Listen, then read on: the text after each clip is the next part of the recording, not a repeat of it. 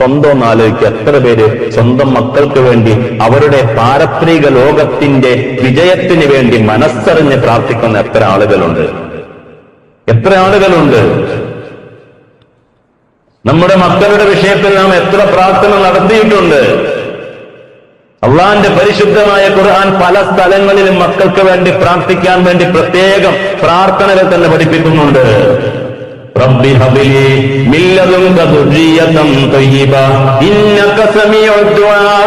പടച്ചവനെ, നിന്നിൽ നിന്നും നീ നല്ല തയ്യിബായ പരിശുദ്ധരായ മക്കളെ നൽകണം റഹ്മാനെ. ഇന്നക സമീഉദ് ദുആ, നീ പ്രാർത്ഥനയ്ക്ക് ഉത്തരം നൽകുന്നവനാണ് റബ്ബേ. പരിശുദ്ധമായ ഖുർആനിലെ പ്രാർത്ഥനയാണ് പരിശുദ്ധരായ മക്കളെ നൽകണം. പരിശുദ്ധരായ മക്കളെ കിട്ടണമെങ്കിൽ പരിശുദ്ധമായത് ഭക്ഷിക്കണം. പരിശുദ്ധമായത് ഭക്ഷിച്ചാലേ പരിശുദ്ധരായ മക്കളെ കിട്ടുള്ളൂ. പലിശയ്ക്ക് കൊടുത്തില്ല, മറിച്ച് എങ്ങനെയാ കൊടുത്തത്? 5000 രൂപ കൊടുത്തപ്പോ നീ തരുമ്പോ എന്തേലും തന്നേരെ കേട്ടോ, പലിശ ഒന്നായിട്ട് കൂട്ടണ്ട, എന്തെങ്കിലും ലാഭവിഹിതമായാ മതി.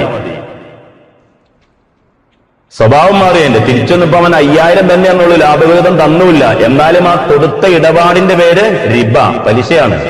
ആ കൊടുത്ത ഇടപാട് പലിശയാണ്.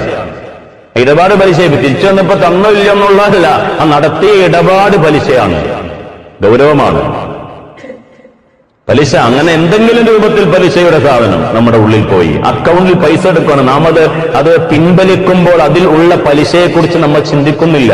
ആ പലിശ കഴിക്കുന്നു, മക്കളുണ്ടായി, അവർ ദുനിയാവിൽ വെച്ച് അവർ നല്ല സ്വഭാവം കാണിക്കൂല. കാരണം പലിശയുടെ ഫലമാണ് ഉണ്ടായത്, പലിശയുടെ കട്ടയുണ്ടായത്. എത്ര താലോലിച്ചാലും വലുതാവുമ്പോൾ നമ്മളെ ചവിട്ടിക്കൂട്ടും. കാരണം നാം കഴിച്ചത് പലിശയാണ്. ആ പലിശയുടെ ഫലം കിട്ടിയേക്കുന്നത് ടാങ്കിലെ വെള്ളം പൈപ്പിലൂടെ വരൂ.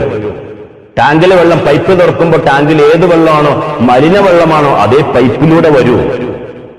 നമ്മുടെ പൈപ്പിലൂടെ വന്നത് ആ വെള്ളമാണ്. ആ വെള്ളത്തിൽ നിന്നാണ് ഈ കുഞ്ഞുണ്ടായത്. ഇത് ജപം ചെയ്താൽ നന്നാവൂല.